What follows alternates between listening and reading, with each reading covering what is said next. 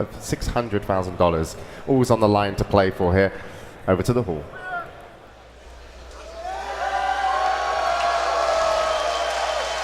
Na'Vi versus Alliance. Alliance's turn to bat. And we're back for game number 2 of this best of 3, the upper bracket grand finals, Alliance and Na'Vi, and what has to be the single most anticipated match of the entire tournament so far, Draskell.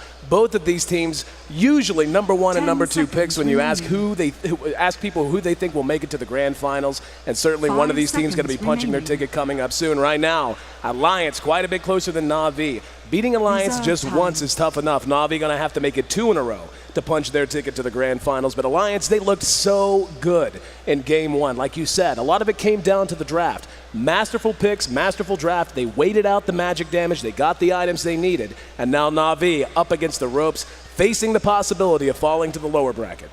It was so hard to watch Na'Vi try to play during that game because you just get the looming sense of they were getting behind by virtue of doing nothing, basically. I mean, like they said, they had to gank, or Alliance were just going to pull ahead because of their strategy. And as Bruno stated, very early on, they got together, they started to push, and they never stopped pushing. Merlini brought up an interesting point, and I don't really think I've seen many teams try to push Alliance. Like, no one has ever really gotten the Chen against them and done anything that spectacular with it. It seems like they're just as good at playing against it as they are playing it themselves. But I think for Na'Vi, just a straight-up push strategy might be a little bit far-fetched for them. They do favor playing aggressive, but that doesn't necessarily mean going for early towers that often. So we'll see what they want to do this game. They have taken away the Chen, which I think is a good choice if you're Na'Vi, because Alliance, in my opinion, probably the best Chen team in the world, just hands down. Like, Ake's Chen is just spectacular to watch. So, and that's coming from Na'Vi, who have Puppey. So, I mean, there you go.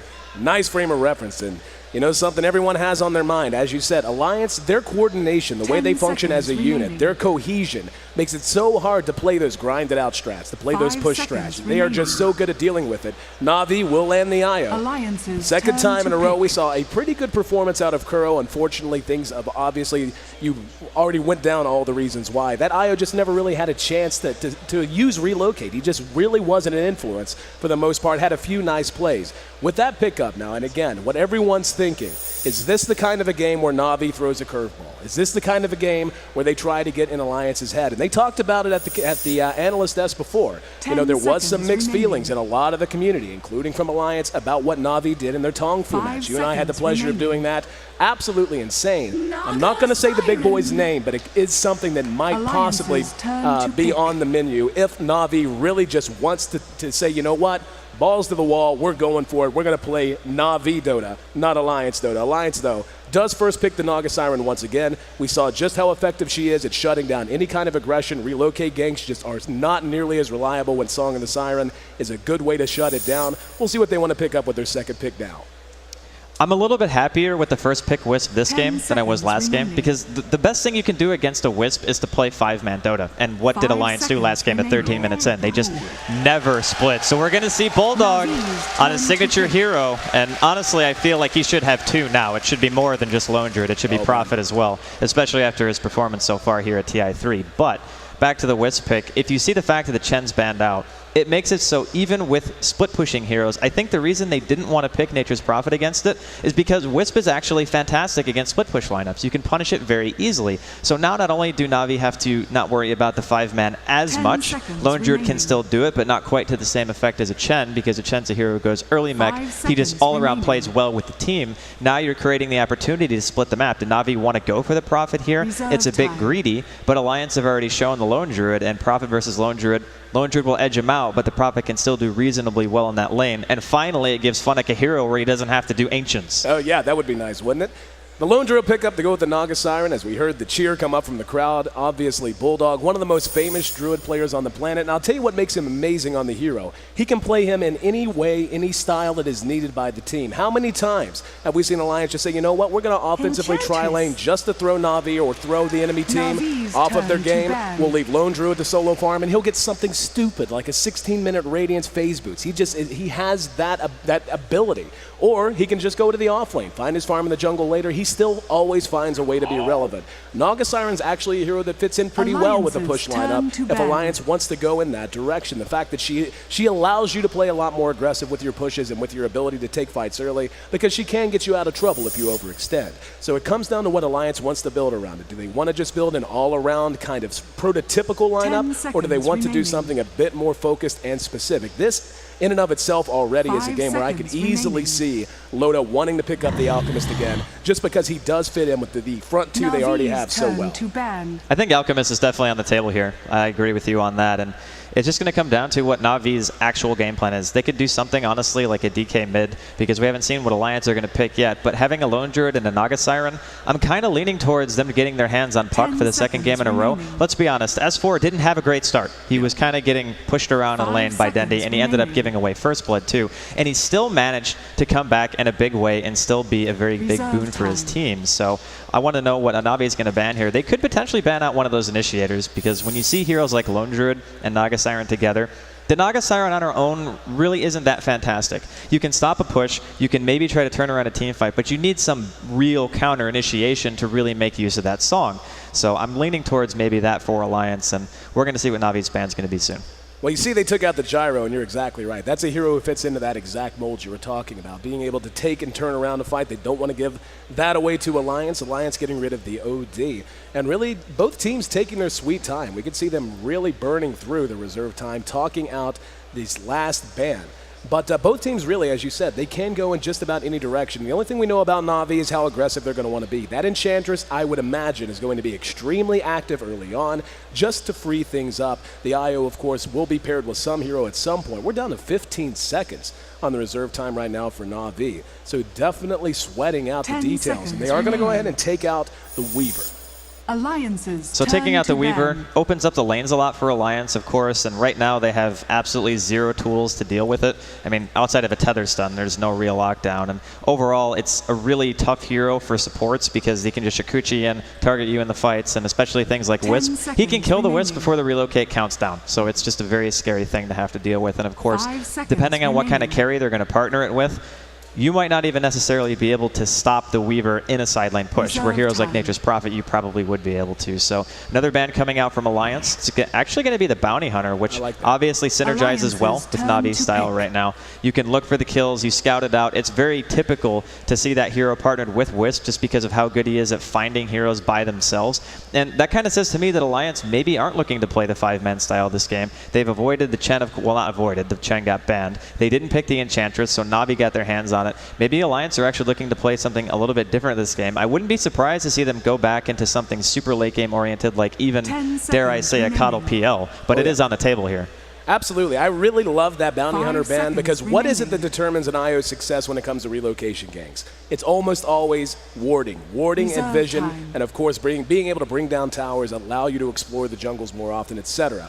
When you have a Bounty Hunter, that's a hero who just gives you, yep, there's that Alchemist pick we anticipated. We saw their success with that in game one. I'm not surprised at all. And I love this two-core lineup they're going to have, and especially the way that they innately work together. Just between the Lone Druid and the Naga Siren, you have two abilities, that, well, one ability and one RNG, that can lock a hero down through BKB, and the Alchemist can close the distance, stay on top of that target. Really limits Na'Vi and how comfortable they're going to be able to feel when they have to fear the root, and they have to fear the ensnare. But anyway, back to that bounty ban, taking it out, that's just a free roaming ward in the mid game. Whenever a bounty gets off to a decent enough start, he gets up a set of phase boots, maybe one survivability item. So Na'Vi certainly would have loved to have gotten their hands on that hero. Not the case. Waiting to see what they're going to show us here in third position. So Alliance are sticking to the greedy carry like they did in the first game. As soon as you see a Wisp, it's very often going to be a short lane hero. You're not often going to see an aggressive Wisp lane, and especially with the Luna pick. Like, there's no way this lane is going to be aggressive anymore. And showing it this early, Na'Vi are obviously saying, hey, Alliance are probably going to safe lane too. Why not just play it a little bit greedier? But by picking a Luna, you get the early aura. You get the capability of pushing that tower down so much faster. And not only that, but between Lone Druid and Alchemist, you do want some physical damage output. You don't want to rely just on magic damage. Luna is a hero who can fight during the mid game, but you kind of fell out of the competitive scene because so many people were laning against her and just killing her that you couldn't really do anything about it. So people just learned how to deal with her in laning phase, but when you pick her now, after seeing what Alliance's lanes are already shaping up to be, it makes a lot more sense, and I think it's actually a really, really solid pick. And Alliance, going with the Keeper of the Light. This is, for me, probably one of the supports they utilize the best, especially during the mid-late game phases where you start being able to buy back, bring the hero back into the fight, just use the Keeper of the Light as a set of boot to travel, basically, just to be able to get back in and take a fight that would normally be 5 versus 5 and make it like 6 or 7 versus 5. So, yeah. Nature's Prophet pickup here from Na'Vi now, so they definitely have some push potential and more than enough ability to split the map. I'll tell you what, man, looking at Alliance's lineup, I have seen them build lineups like this before. It could very well be that safe lane Alchemist, that farming Alchemist we saw in Game 1. But something Alliance is so good at doing, Naga Siren, Alchemist, and Keeper of the Light is a remarkably strong offensive tri-lane against what Na'Vi is already showing us. The Luna, as we know, she does get good. She just doesn't have that much lane presence, can be bullied around in a lot of cases. It is nice to have that aura. Enchantress, most likely going to want to start out in the jungle. Then you have the lane support, Io, Nature's Prophet, going to want to be in the off lane or the jungle. I would love the idea of them isolating Lone Druid against the Nature's Prophet of Na'Vi, putting the pressure on and putting the screws through them right off the bat. And it's something that they can reliably do just because of the extremely high individual skill level of Admiral Bulldog. He just knows everything about Lone Druid in every matchup you can possibly imagine.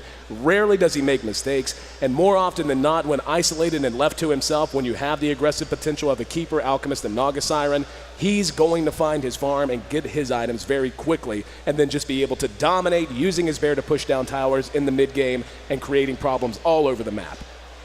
Yeah, the Lone Druid is the thing that scares me the most about Alliance's lineup. Sure, they have the capability of pushing fights with the Naga Siren, being able to counter-push with the Keeper of the Light, and obviously Alchemist's farm. But the big thing here, as we see the Tidehunter last pick here from Na'Vi, Lone Druid, it's Admiral Bulldog's Lone Druid. That should be something that a lot of people keep in mind because he is hands down the best Lone Druid player in the world, and Funnick's probably going to be going 1 versus 1 against that. So best of luck to him, at least in that matchup. But let's talk about the Tide here for a second.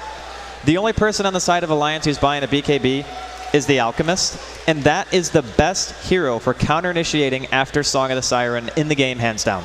Like, you have to be right on with your Concoction and your Impale if you want to stop him from getting that Ravage off. And to be honest, those heroes have long animations with their spells. Unless Loda's standing right on top of the Tidehunter, there's a chance that he'll just get the Ravage off anyway. And this is something that Na'Vi had actually used in the International 2 when they were playing. I believe it was against IG, and they used that as counter-initiation. So this is a hero that hasn't been played in a long time just because of the supports that are being picked now.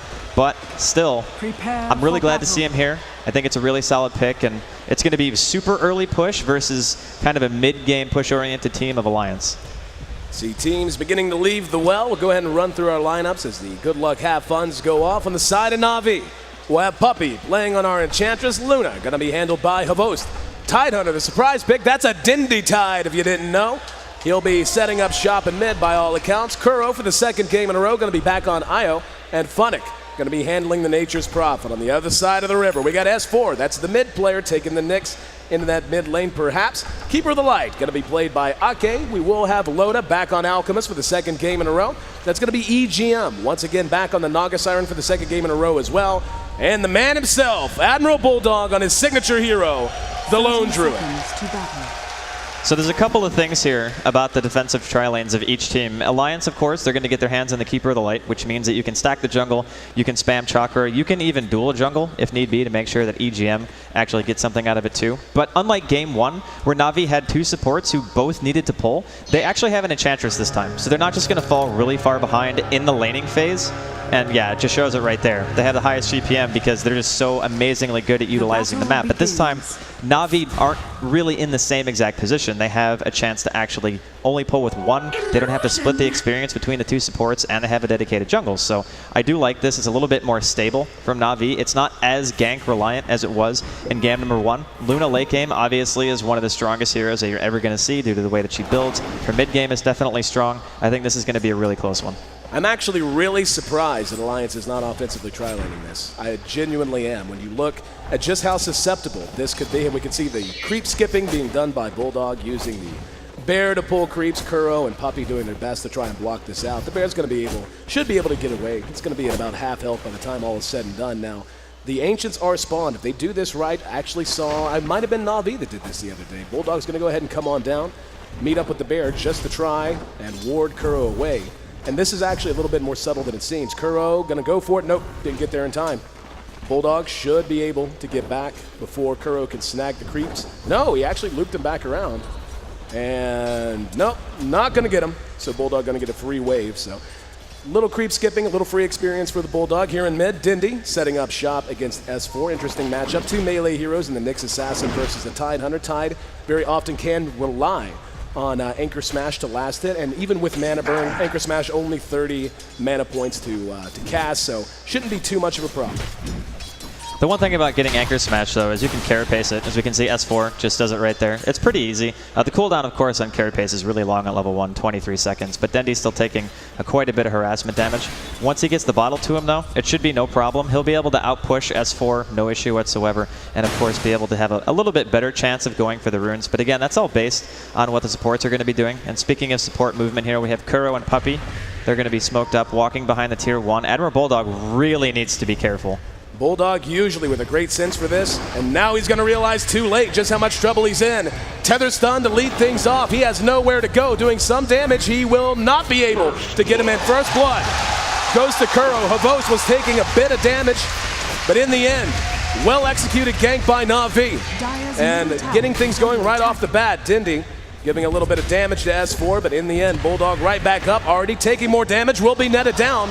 Tether not long enough to get the tether stun off, and we can see taking a lot of damage, forced all the way back under his tier 2. Very little damage done to the tier 1 so far, but you know, we've talked about it. Everyone knows, hang on, Dindy going to eat an impale, but right-click damage probably not going to be enough to do much, but make him a little bit angry. But just being able to delay Bulldog's development on the Lone Druid, hugely important in any match in which he appears.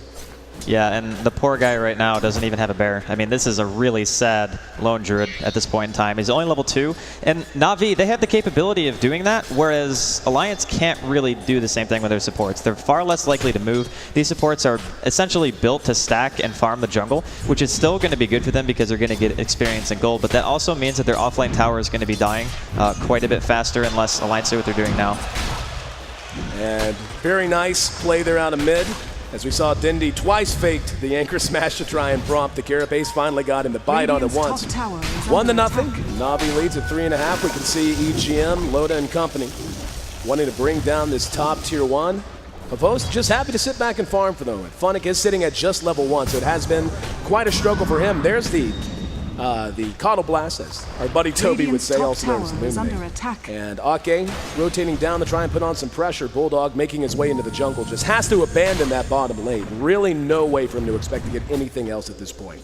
He's going to leech some experience, I would imagine, or I guess right now just kill the small camp. I mean, this is not what he wants. This is definitely not a good situation for him, but still, Na'Vi pulling a bit ahead here in the early game. Also have to remember, though, this is a free farming Alchemist again.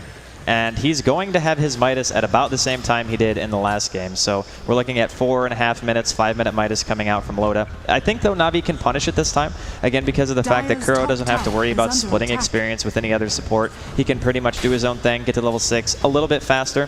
Whereas Alliance's supports, they're just farming the woods. They're kind of doing their own thing. Ake is going to teleport bottom with basically no mana and not be able to use Coddle Blast, so that's a bit interesting. But looks like Na'Vi, they're going to be pushing the bottom tier 1 now. Havos has got 2 points into his Zora, and this actually should be the first tower kill of the game, I believe. You'll see Funnick join up as well. Going to go ahead and try to grab the creep wave. Got him just in time. And we can actually see Ake sitting in the back, going to load up with one good Illuminate, but really only so scary when if you have these 3 heroes here cutting the creeps. Trying to put that pressure on Loda with Ake at top, and EGM may want to try to counter push sometime soon. There's that Midas coming out just right at the 5-minute mark. Alliance right now looks like they're not terribly interested in defending this tier 1, so Na'Vi walked away with first blood in heroes. They'll get first blood in towers as well. Dire's bottom tower. Great start for Na'Vi, getting exactly what they need to get. And Funnick, whenever he wants to, he can start going to the jungle now because Puppey, at this stage, he really only needs a creep and he can just start moving around. You can still technically gank a Nyx fairly easily, even though, interestingly enough, S4 isn't leveling mana burn. He's actually putting all his points in a spiked carapace, and they are not stopping, by the way, on this bottom lane. Na'Vi continuing to push in, Funnick making some more treants, but this is interesting. Looks like Alliance are going to have to send Ake down here to defend. Ake trying to use the blast to keep things up. That tower's already down to about half health, though. In the meantime, We can see Dire's Alliance bottom beginning tower to is try to under counter attack. pressure the tier 1. Certainly not the situation you want to be in. This tower is going to end up dropping for sure. A little bit of Lucent Beam spam to run Ake off. But yeah, they've just given away an entire lane's worth of towers right at 6 minutes. And they have yet to even bring down the tier 1 top. They could defend this. They have a glyph. Doesn't look like they're going to, though. Instead, just going to try to continue playing very, very safe and build upon the lead they've already generated. 6.5 minutes in, and we can see on the back of the first blood in those 2 towers, we're coming up on 2,000 gold in favor of Na'Vi. Well, this is nice because now the supports of Na'Vi can just sit in the jungle and do whatever they want. Pulling is going to be effective here for Kuro. He'll be able to get level 6, and once he does, you can start bringing Havost around the map. Now that he, of course, has his level 6, you really want 7 to make sure that Lucent Beam is maxed out before you start using your ulti to try to go for kills. But the possibility is now there. You don't have to just sit in the bottom lane anymore, and since both of those towers are dead, the jungler can start rotating around mid. So Na'Vi opening themselves up the map a little bit more than Alliance, but it's not to say that Alliance are really that far behind. And honestly, the only reason Na'Vi are even ahead in gold is because of the tower kills. Otherwise, the supports of Alliance being forced to jungle and things like that because they have a Keeper of the Light, they are going to get a little bit more experience. We can see EGM is level 5, actually halfway to level 6. Ake, though, is the one of the supports who is actually suffering, being forced to go bottom and not able to kill his jungle stacks.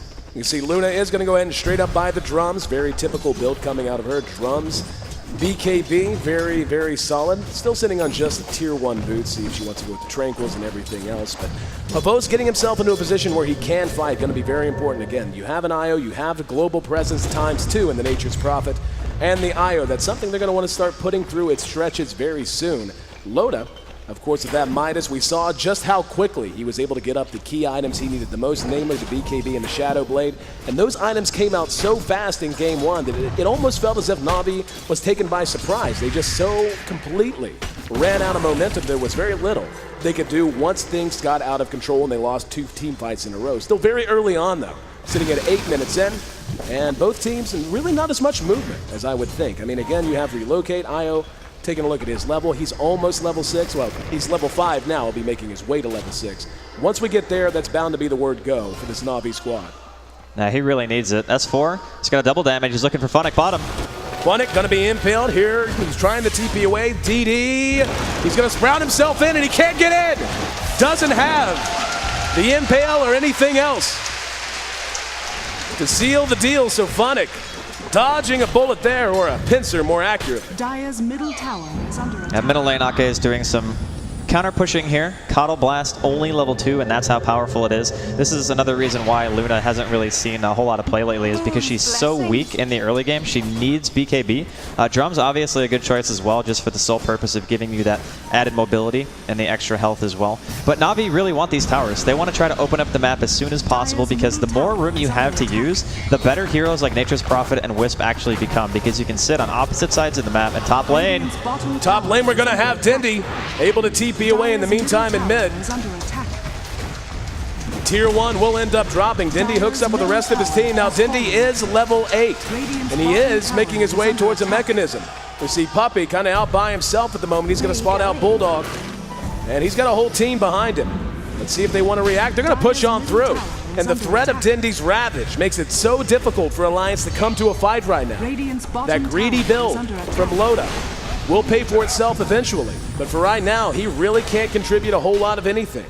Ake doing his best to counter push, but Illuminate only goes so far. They're going to be forced to use the glyph. And if they're not real careful, we can see S4 is counter pushing bottom. But if they're not real careful, they're going to begin to really feel the pressure of a loss of map control. Dindy at about half health, being healed up by the Nature's attendants. Illuminate going to catch nothing but creeps that time around. Loda has shown the flag here in mid. And let's see if that's enough. Yep. Na'Vi going to go ahead and bail out. We'll see if they're going to pursue. In the meantime, Havost comes down, does get the deny. And Nyx Assassin escapes under cover of Vendetta. really nice movement from Na'Vi. Once Dendi finishes up the mech, which I actually believe he'll be finishing quite soon, it's really difficult for Alliance to fight them. They don't have a hero who's going to have a mech anytime soon unless the Alchemist decides to pick it up, and of course they'll only play him as a one role, so that's very unlikely. I actually think that Na'Vi have a pretty distinct advantage here. They haven't even gotten Wisp to level 6, and Alliance just haven't really been able to make anything happen. They get a deny on the tier 1 as well, so Na'Vi getting more gold taken away from their opponents, and this right now is definitely Na'Vi's gold lead. Experience experience, though, going the way of Alliance just because of the fact that, again, EGM really hasn't moved anywhere. He's just been sitting top pretty much the whole time, and he's been able to get quite a huge chunk of experience, whereas Kuro has basically been following Havost around the map, just soaking his. So not necessarily being the most efficient in terms of experience, but again, opening the map is important here. You don't want to give Alliance any extra room, especially since Bulldog has been left alone for quite some time now. He's almost, well, for an offlaner, he's almost fully recovered. He's actually sitting at the 4th highest CS right now at 41. Granted, those are some jungle creeps still. Pretty spectacular that he's managed to come this far this quickly. And looks like Navi's ready for round 2. Hooking up here in mid lane. Alliance going to try to hold the line. Puppy's the one bringing up the rear. In the meantime, we can see EGM is yet to show up. This tower will end up going down. They're going to try. Very nice carapace there and try to get the deny, and they do. Dire's middle tower So Na'Vi being denied. gaining the map control, being robbed of a little bit of gold. But nonetheless, that's only 2 outer tier towers remaining for Alliance at this point, and only 2 they've taken down on the other side. They are going to immediately smoke now. S4 obviously out front. Let's see, they're going to bypass the Roche pit. They're going to go headhunting. Radiant's EGM, top tower Song of the is under Siren, as he is attack. level 7, does have that. And looks like Navi's not really going to be in the vicinity. I think they might just turn around and do Roshan after they see everybody from Na'Vi top, because Alliance clearly have shown the intent of not wanting to fight yet. They probably want another item unloaded before they do. At the very least, a Shadow Blade, which he's devastatingly close to. But he doesn't have a TP, so he'll probably try to get the money for it, go back to base, buy a Shadow Blade, or send it to himself and then send a TP as well. But by that time, I think that Na'Vi are going to have enough to get to the tower and possibly just push it down before he even has a chance to react. So maybe Roshan would have been a little bit easier to get. Clearly, Na'Vi would have been out of position for it. And with Kuro now level 6, they can wish teleport. They might just try to go on Ake, but of course he is going to teleport actually to the tier 2 as soon as he shoots that eliminate. And we can see the tower stands no chance. Na'Vi bringing down the next to last tower, standing on the side of Alliance. Alliance again playing a little bit greedy this game, and Na'Vi drafting a team that is so hard to engage into when you're lacking those key items. Again, the BKB, really essential for the second game in a row. The Shadow Blade gives him at least a little bit more punching power. But at this point, I mean, what can Alliance do? They're standing right outside. This is the last outer tier tower remaining. They're going to end up trading a tier 1 for a tier 2, but that's a trade Na'Vi is going to be quite happy to make. And yeah, they can't do anything. So down it goes. Not a single outer tier tower remains now for Alliance, who leads this series 1-0. Na'Vi, in the first 15 minutes, hell, the first 14 minutes of this game, have done everything they possibly can to set themselves up for a run in the mid-game.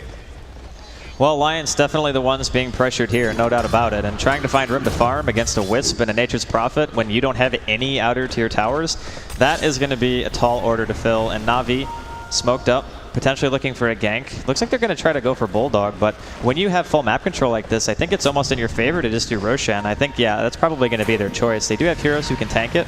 They have an Enchantress heal, they have a mech, they have a Tidehunter Ravage. Even fighting around the pit, especially with Eclipse, when Alliance have no damage soak for it at all, I think would be pretty favorable. Granted, let's remember that Na'Vi, they've been playing 5-men, so they are kind of level starved on their heroes. Their highest right now is Dendi. He's level 9, and then the other heroes are pretty much level 6 and 5 if you're Enchantress. You can see Na'Vi poke their nose in. S4 going to be spotted. It's a 2-man impale. And doesn't have Vendetta anymore. 40 seconds. Funix there gets the Sprout off. He's going to mana burn him, but that's not. It's about all he can do. He does Carapace. Lucid Beam slows him down. He will end up dropping here. So Na'Vi notches another kill, and Alliance no interest whatsoever in taking a fight, to the point that they all just turned and ran. And this might just be an Aegis they're willing to concede just to buy time for Loda.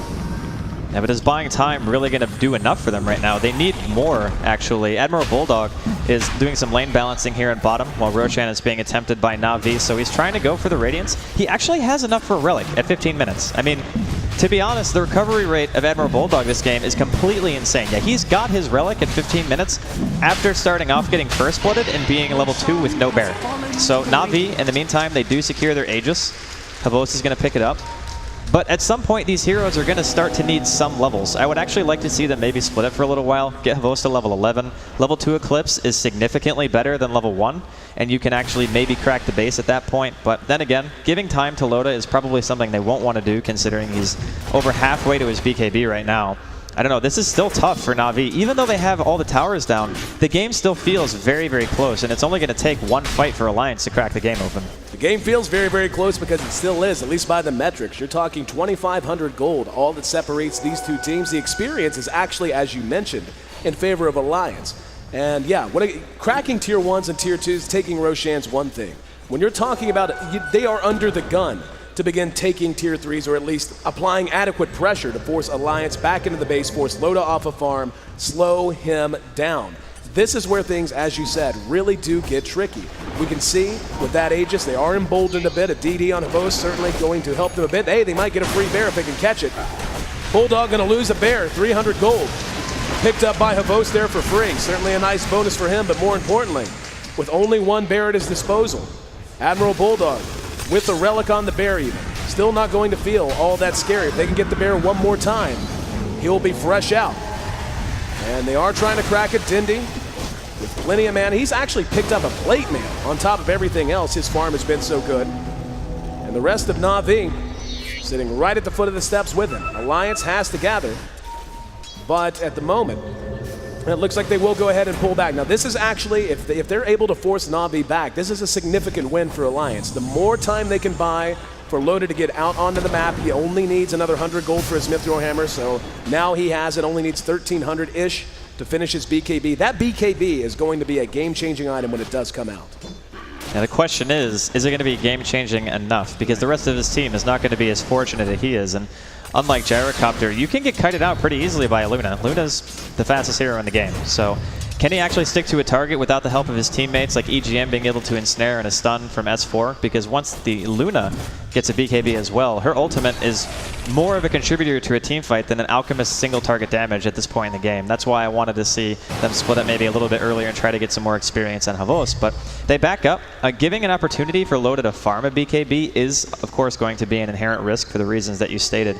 But I think for Na'Vi it's okay, as long as they efficiently farm for the next couple of minutes and at least apply some pressure. But they're really not able to do that right now. Alliance realize Na'Vi, they're fully back, so they're farming their woods. Everyone is getting back to doing what they should be doing. Admiral Bulldog's getting closer to his Radiance. This game is still very, very far from over. The interesting thing about it is Na'Vi's still just so low level. I mean, it's 18 minutes in, and your mid isn't even level 10. Havos picks up the BKB. Aegis will be reclaimed in about 3 minutes. And Loda, again, just about where he needs to be. Very quiet game already, and really, again, that's not just because neither team wanted to fight. Na'Vi has been just bouncing around the map, rattling their saber at every single tower to the point that no more towers stand, so it wasn't as if they weren't looking to pick a fight. Alliance, just knowing they would be at an inherent disadvantage, has allowed the game to reach this point. And both teams playing ultra safe. We are going to see 3 hook up here in this bottom lane again. Dindy, Havos, and Kuro going to bounce past the river. We'll see how much they want to force this. Level 10 on Dindy. We have yet to see a Ravage. And really, we have yet to see a major fight. But now another key item. Bulldog picking up the Radiance on the Bear. That's going to make it so much more difficult for Na'Vi to crack these tier 3s. Just having the Bear there, that burn damage. Trying to extend these fights is going to be something Alliance excels at. They are fairly tanky by their own nature. They're fairly tanky in the Lone Druid, fairly tanky, of course, in the Alchemist. Once he pops Chemical Rage, you have some Song of the Siren. And now, with the Radiance done and the BKB done, Alliance for the first time ready to take fights on their own terms. This is going to be really, really risky for both teams. I mean, it's not just to say that Na'Vi should win the team fight straight out, but Dendi maybe a little bit out of position here. Vendetta, and he pops the haste room. Beautiful, beautiful reaction time. Actually going to gush out S4 and chase him down. And the Carapace keeps him from anchor smashing. There's an Illuminate and the Impale. Dindy way out in front. The rest of his team now finally beginning to catch up. And again, you know, something worth mentioning with Dindy and what he's done here. He's picked up the mech, which is fine. They're going to get the bear again. This is a very big deal. And here comes Funnick just to make sure. Trapping the bear. Down he goes. A caged animal is a dead animal. But the fact that Dindy did decide to skip the blink tag. He had enough gold to buy a plate mail to take himself up. Of course, the mech, one can understand, but lacking that mobility item, at least for now. He does have 1,000 gold in the bank, though. And we'll see if that's going to be his next decision. Well, the Blink Dagger is something that you get when you really need the initiator, but honestly, Na'Vi haven't. I mean, they just walk into a tower and they kill it. If Alliance want to stop them, Alliance have to come to Na'Vi, not the other way around. So for the first 6 out of 2 towers, I think that not having a Blink Dagger is perfectly fine, considering, let's be honest, Kuro wasn't getting a whole heck of a lot of farm. The guy has 9 CS at 21 minutes, so he's not going to be making it. And Puppey, of course, he's bought himself an Ogre Club, so perhaps the BKB, more likely, I think, at this point, an Aghanims just for the extra damage. So I think if he wants to buy one now, it would be reasonable. Shiva's, of course, is definitely on the table. You can even buy something like an AC if you want to make your push potential just that much better. But having the mana pool, of course, is nice if you ever want to go for a refresher on the Tidehunter. But still, Alliance, they're still getting farm. I mean, it's not like they're totally out of it or anything like that. The gold is still only 3,000 in Na'Vi's favor, but they are starting to retain the experience as well and starting to swing back because, of course, Alliance has been forced into playing 5-man themselves, whereas earlier Na'Vi were the ones running around as 5 pretty much all the time. And Alliance, they're going into the woods. They could spot Puppey. Puppey, they got to look at him. They know he's there. Here comes the rest of Na'Vi. The only one missing, Funnick. He's down in the bottom lane. Of course, he can TP in. Doesn't look like Alliance is interested in it, though. They're going to go ahead and back again. We're at 22 minutes in, and we have seen a grand total of 2 kills. Certainly one of the most quiet games we've seen, not just you and I, but throughout the entire tournament. Just so much at stake. No team willing to take a chance on anything. They're just playing so tight and so deliberate. But again, you know, as more time goes on, we can look and see in net worth. The Alchemist is on top. He's opened up a bit of a gap, but right after that, 3 of the top 4 all belonging to Na'Vi in terms of pure net worth. The Lone Druid, Admiral Bulldog, even though he does have his Radiant, still struggling quite a bit. Well, he is able to do some split pushing now with just the Radiance burn in general, and even Funnick is running away from this thing. That's how annoying the bear is. He's going to sprout it up and throw out some auto attacks, so he's doing what he can to force Admiral Bulldog's bear back. But I still feel like Na'Vi, it's hard to push the advantage, but I feel like they have to try to find a way to. Maybe Roshan is going to be their next choice, because having level 2 Ravage, level 2 Eclipse, and level 2 Wrath of Nature, that's a tremendous amount of AoE damage that, as it stands right now, Alliance don't really have a way of stopping. Their team does not have a mech. So having a mech, having that AoE potential, magic damage coming out of Na'Vi, this is still, I think, their game, at least in terms of map control, of course, and having the capability of pushing. But once Alliance get maybe 10, 15 more minutes, there's going to come a stage where the Lone Druid's tankiness is going to be enough to compensate for that, and the Alchemist is going to have closer to a full inventory. The fact that Loda has BKB, Shadowblade, and Midas at this stage in the game, and now he's also sending himself a plate mail, that's kind of under-farmed considering some of the Alchemists that we've seen, which sounds crazy, but it's just because of the fact that he's been forced into more defensive posture than he's used to. There it goes. Na'Vi and Alliance taking a look at each other down the ramp near the Roche pit. Roche will be respawning in about 2 minutes, give or take. And right now, Na'Vi just quite happy to try to put more pressure on the Alliance, and as you said before, trying to make that team engage into them now.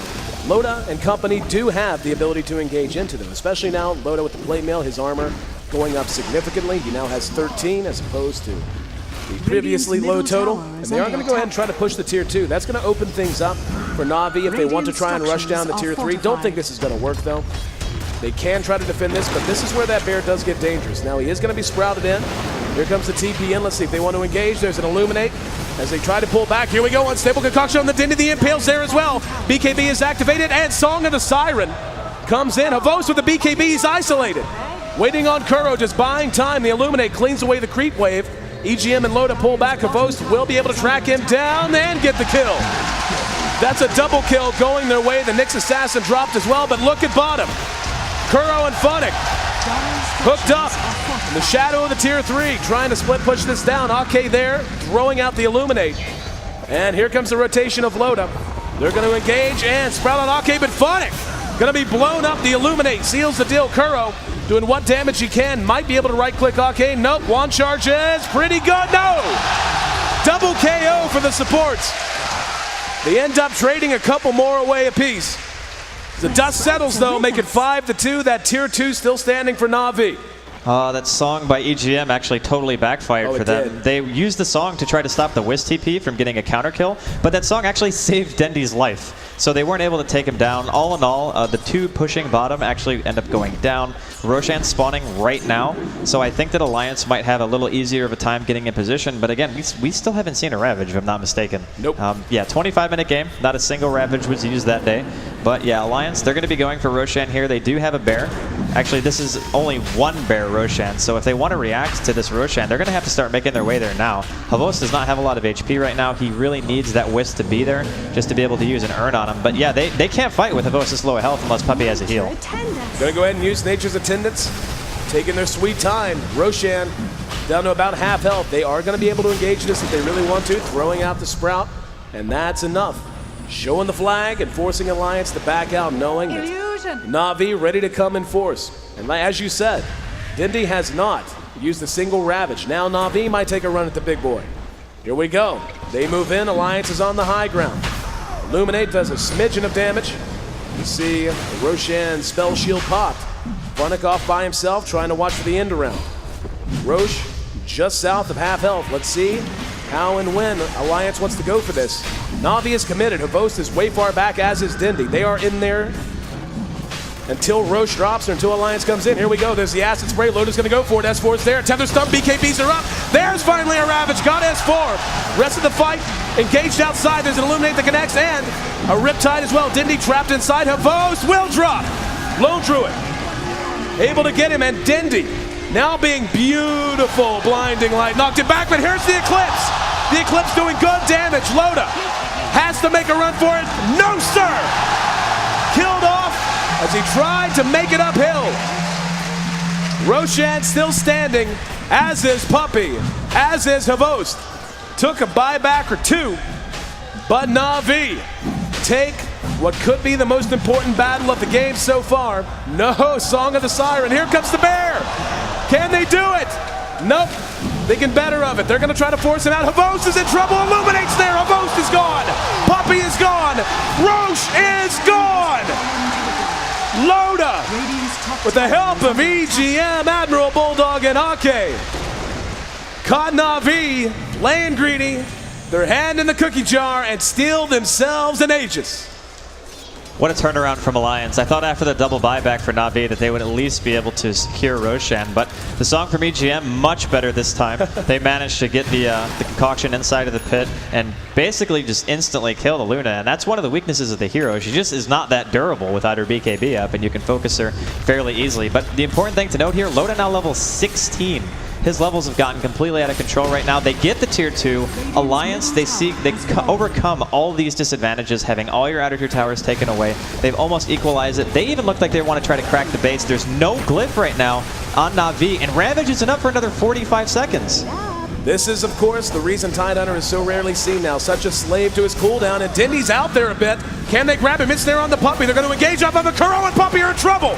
One's down. Can you say two? I can. Havost trying to re-engage. Dindy, 30 seconds from Ravage. Loda with the BKB up.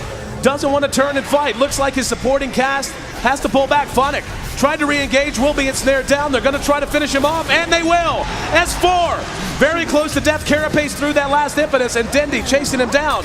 Loda's there off the Aegis pop. Havost with his BKB activated. Beautiful ensnare from EGM coming down from the high ground. Locking him down. Funnick is bought back. Dindy, 1 second until Ravage. Will he spend it? Can he spend it? He will hang on to it. Bulldog cleans up the kill. Funnick's back up, trying to chase down S4. Another beautiful ensnare in the mech. Kept S4 alive as he turns and extends the killing spree. 13-7, and a game that was led for so long by Na'Vi has completely turned on its head. You've got 3 down, no buybacks. There's not going to be a tier 3 standing by the time all's said and done, and the Rack's going to be next on the list. Well, Ravage is up for when Dindy gets up, but this is definitely going to be a Rax. Like, there's nothing that Na'Vi are going to be able to do to stop this. Puppey's sitting here. He doesn't have any creeps right now. And Alliance just coming back from the most ridiculous positions, able to just stay cool, calm, and they just effectively farm, even on maps where most teams would be scared to. They managed to make another tremendous comeback. And at any stage in the game, you would imagine that a team with no outer tier towers would feel obviously scared to be able to do anything on the map. If they could test the Roshan, even against a Tidehunter with a mech, even against a level 2 Eclipse, with a double buyback, they still take the fight and manage to go in for that Rax. Just unbelievable performance coming out of Alliance here in Game 2. What I think it comes down to is what we knew it would. Whenever you see a Tidehunter pickup, that's very much much a hero who, once the BKBs begin to come out, he just loses his efficacy. He loses his impact in a big way. And even with just one hero really being one that would want a BKB, the fact that it is this hero with this supporting cast, we saw EGM's ensnare from the high ground so important in locking down Avos as he tried to retreat. If he's able to retreat, go back to the well and heal up, maybe that tier 3 is still standing. If not the tier 3, maybe the racks. But there are just so many tools on the side of Alliance that they all know how to use perfectly. We'll see Funnick come in. He's going to Shadow Blade, and Loda sniffs it out. Smells the rat, may fall back. Now they might want to re-engage. Loda comes back out. There's S4. He blinked ahead, misses with the impale. Now Dindy trying to get in for a Ravage. Will spend it, got 2, but the BKB was up on Loda beforehand. S4 right behind him. They get the courier for free. And oh wow, he missed with the Sprout as well. Here we go. S4, beautiful impale, got 2. Now the Eclipse as Avos wants to re-engage. S4 makes it to the low ground. EGM living because of the mech Dindy. Trying to make it away. Poppy standing in the fight, but as these fights get drawn out, it's going to go the way of Alliance. The burn damage on Admiral Bulldog alone, more than Na'Vi can handle. EGM may be in some trouble. Avos cleaned up. Bulldog on a mega kill streak. There's Song of the Siren. And Dindy, the man left behind, going to end up being zipped back to the well the hard way. Going back in a body bag as that's a double kill for Admiral Bulldog's Lone Druid. Na'Vi feeds 4. 17-8 in a 32-minute game, and I do believe it's safe to say the worm has turned. Na'Vi, as you said, cleared off every single tower from the map within the first 15 minutes, every single outer tier tower. Looked to be in control, but Alliance turning it completely around, and really it's hard to imagine what's going to slow down this train now.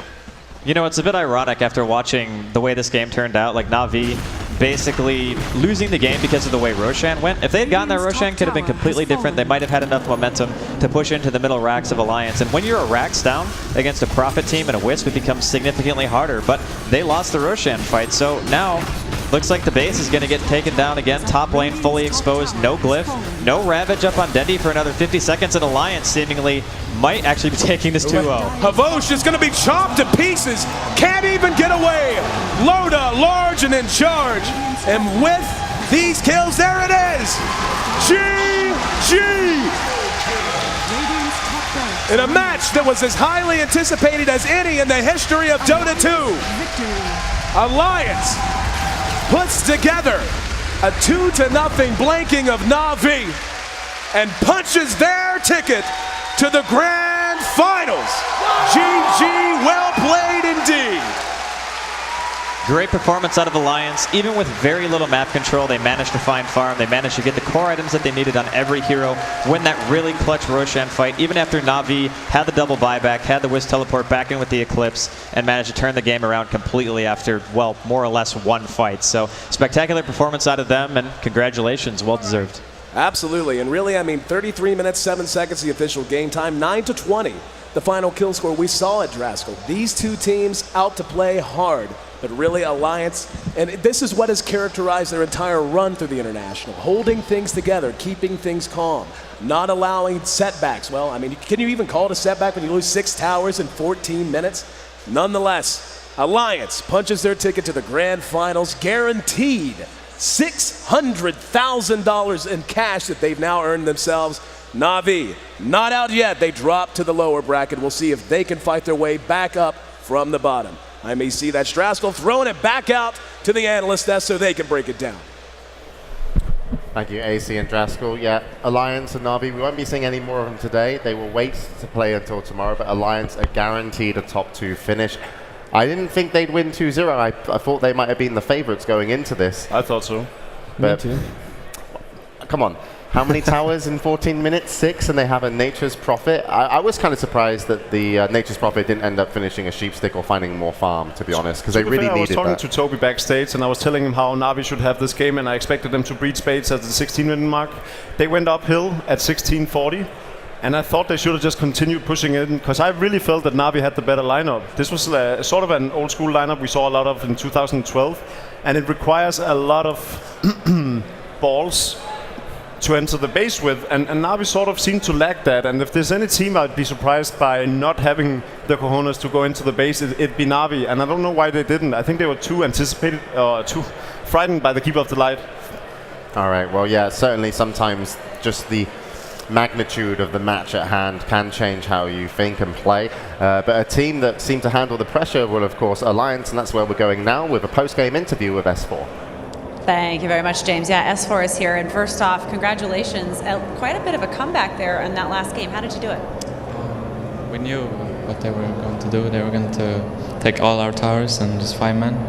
And we responded correctly. We didn't take the early fights because we knew they were stronger. And we just farmed up our core items, and that's how we won the game. I'm really interested in the strategy behind drafting, especially when you're going up against a team like Na'Vi. They had 2 heroes in this particular match we haven't seen in the entire tournament so far. What was your strategy when it came to picking the heroes for this particular matchup? Okay, so our plan going into this match was leaving Wisp against Na'Vi, because we're pretty confident we can play against Wisp, and I don't think many teams can say that. So yeah, playing as Wisp was our plan into this. How are you feeling? A little bit relieved? Yeah, of course. All right, congratulations. We will see you in the grand finals. That is fantastic. Thank you. James, back to you guys. Thank you, Casey. Yeah, relieved I'm sure they are. And from the draft as well, they really did leave it open to Na'Vi to pick some really interesting lineups. So I felt they looked very confident just in the drafting phase. Did they play as confident as they drafted Alliance? I think every game we see them play, it's just confidence and trust in their teamwork and their team play. And even if they fall behind early on, they just execute their objectives every single time. It's just like watching a machine just trample over all the other teams. It's poetry in motion. Now, Yeah. oh, sorry, Ben. I'm just really surprised that Na'Vi went with Wisp the second game. I think that Alliance proved that they can handle a Wisp, and Wisp doesn't work the best into push strategies. Alliance kind of like baited them into pushing. I guess they just avoided team fights, played with Caudle as long as possible, and just waited for the perfect opportunity, which was the Roshan fight around the 27 to 28 minute 27 to 28 minute mark. Yeah, we can take a look at it here, Ben, Yeah. if you want to take us through. So here's the Song of Siren, and there's an Illuminate being charged up by Aki right now, and it's going to hit Havost, and they're so close to taking out Roshan right now. It wipes up the 2 Na'Vi heroes, and this is a straw that broke the camel's back. And Na'Vi has such an advantage at this point, and it was just sad to see that 6th tower early. It was like 15 minutes. They got all the T1s and the T2s, but unable to break that T3. But they need to draft better, I think, to push up the T3. They had a very, very good early game fighting lineup, but Alliance was like, hey, we're not going to fight. They didn't have 0 kills. They had 0 kills for like 15 minutes. And if they want to take a fight at the T3, then Alliance has an advantage because they can fight at the choke. They have to combo for the outstun and the myriad of other spells that they had. Yeah, and Bruno, I want to ask something that was very kind of prominent in the games and just the draft itself was the Naga Siren again. It was picked both games. It seems to be a similar story to the last international. Yes. But it was